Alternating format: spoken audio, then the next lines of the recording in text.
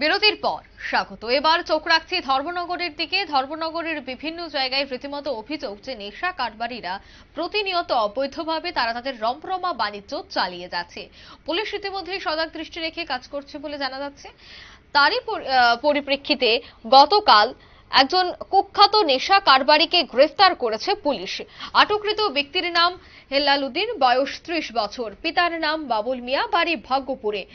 তাকে ইতিমধ্যে উদ্ধার করা হয়েছে। 100 গ্রাম ব্রাউন সুগার সহ তাকে আটক করা হয়।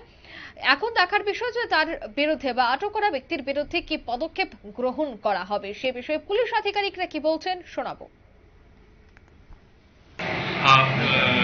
ভাগ্যপুর সোনারু পাশার মাঝখানে একটা জায়গাতে আপনার একটা বাইক TR02C7383 ওকে আমরা আটক করি গোপন খবরের ভিত্তিতে, এবং দেখতে পাই যে এখানে তার কাছে 2টা কেস ব্রাউন সুগার পাওয়া গেছে, যার আনুমানিক ওজন 100 গ্রাম হবে এবং বাজার মূল্য হবে প্রায় লক্ষাধিক টাকা।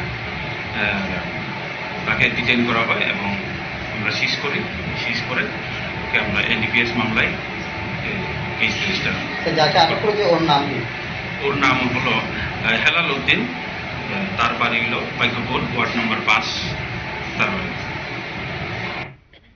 আপনারা শুনলেন পুলিশ আধিকারিকের বক্তব্য। ধর্মনগর থানাধীন সোনারু বাসা এলাকা থেকেই তাকে গ্রেফতার করা হয়েছে এবং পুলিশ আধিকারিকরা জানাচ্ছেন যে তাকে গ্রেফতারের পর জোর জিজ্ঞাসাবাদ চালানো হবে এবং তার সাথে কারা জড়িত রয়েছে এবং বিভিন্ন এলাকায় এই সমস্ত নেশা কারবারের ঘটনা বা অভিযোগ উঠে আসছে, তবে তার সাথে কারা যুক্ত রয়েছে সমস্ত বিষয়ের রহস্যের উন্মোচন হবে জোর জিজ্ঞাসাবাদে। ইতিমধ্যে NDPS ধারায় মামলা দায়ের করা হয়েছে, আদালতে আজ তাকে তোলা হয়েছে। এখন দেখার বিষয় যে আইনগতভাবে কি পদক্ষেপ গ্রহণ করা হয় সেই নেশা কারবারির বিরুদ্ধে।